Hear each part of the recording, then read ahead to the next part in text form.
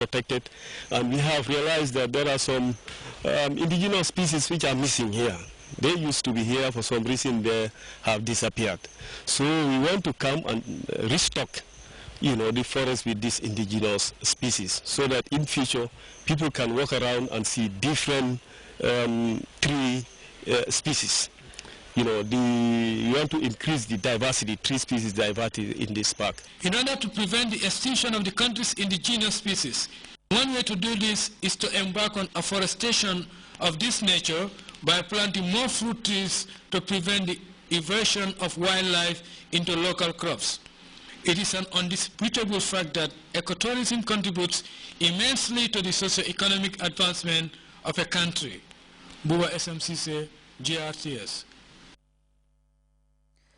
Time and time again, Africans are systematically sharply criticized for embracing foreign cultures at the detriment of their rich and diverse cultural heritage. In the Gambia, some people suggest that indigenous settlements are also beginning to change the gear in terms of abandoning centuries-old practices. Reporter Ibrahim Balde gives us some perspectives on the classic case of a Sarahule traditional festival, a manifestation of a bond that binds the community.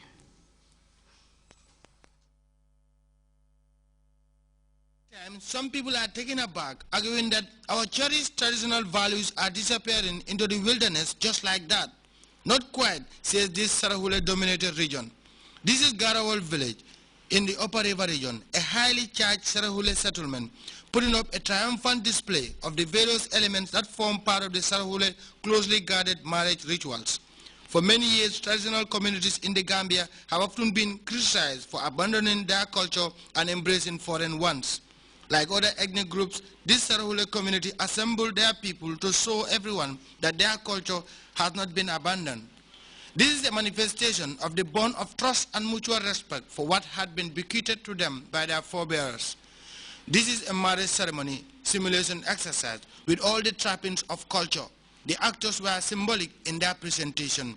Fatou Silla told The Guardian that a lot of people were surprised to discover that the Sarahule community still remember what their ancestors practiced several years back. She said the colorful display of musicians, cultural groups, was all a statement meant to debunk doubting Thomases who suggest that the country's traditional cultural practices are disappearing.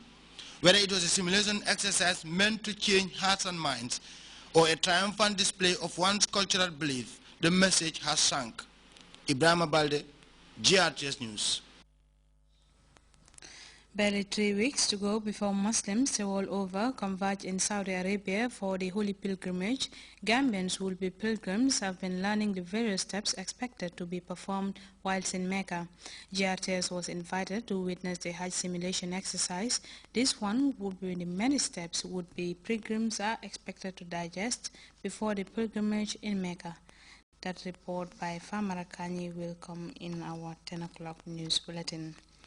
While the big guns are still divided over U.S. strike on Syria with only 6 months in office, Pope Francis is still trying to assure both sides of the aisle that peace is the only option to the protracted Syrian crisis seemingly threatening the Middle East. Call it political obscurity, alas, a president is stepping down in Pakistan at the end of a full term in office. We'll be back with these and other stories right after this break.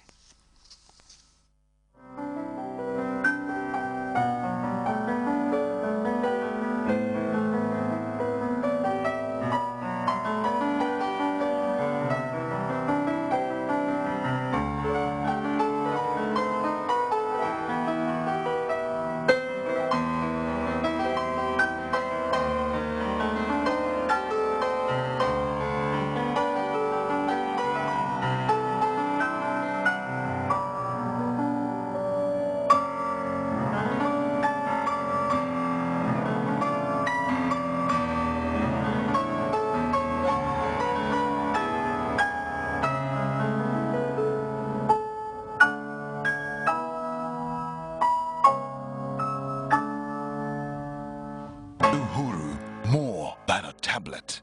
RLG, proudly yours.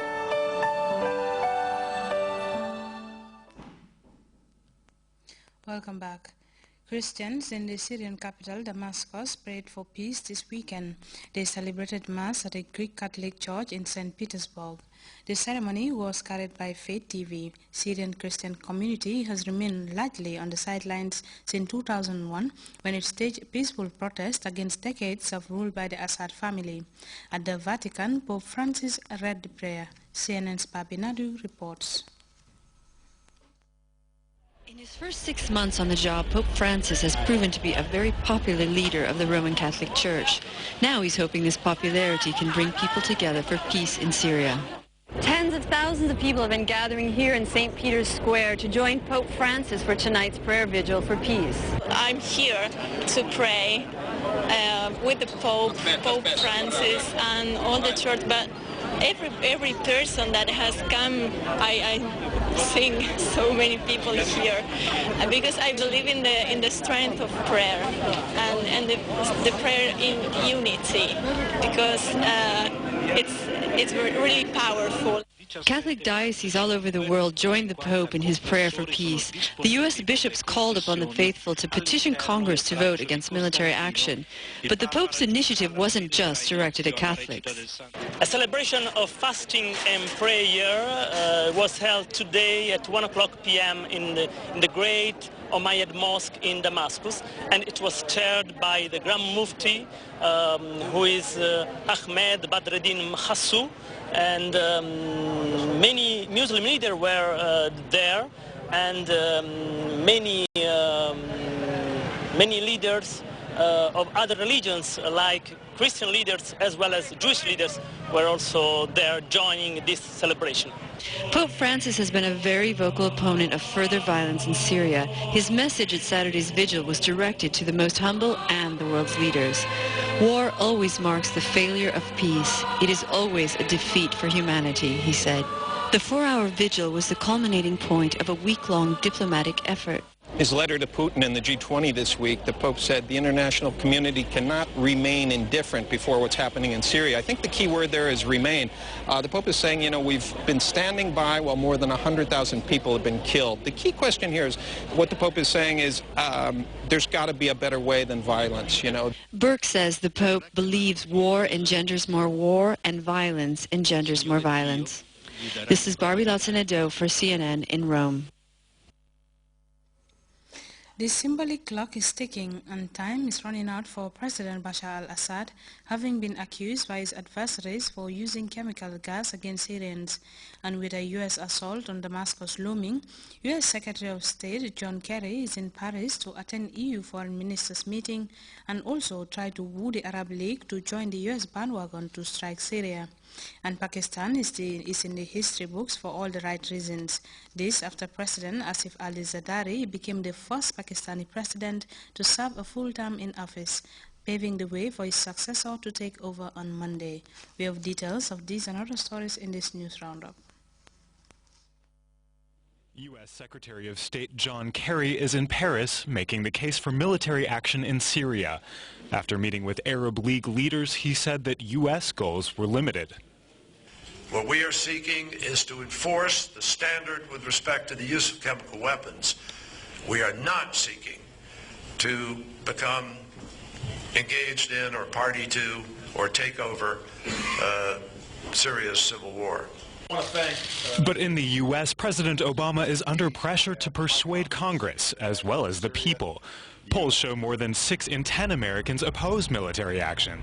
Fresh reports that rebels linked to al-Qaeda have captured a Syrian Christian town may make the case even harder. Voters in Moscow are choosing a new mayor for the first time in a decade. The Kremlin-backed incumbent Sergei Sobyanin is expected to win easily, but rival candidate Alexei Navalny has attracted international attention. The blogger is one of President Vladimir Putin's most outspoken critics and is currently fighting a 5-year jail sentence. Navalny has threatened mass protests in case of fraud. Asif Ali Zardari has become the first democratically elected president of Pakistan to complete a full term in office. He officially stepped down on Sunday, a day before his successor Hamnoon Hussain is sworn in. Zardari rose to power in Pakistan after the assassination of his wife, former Prime Minister Benazir Bhutto. He does not intend to run for public office again.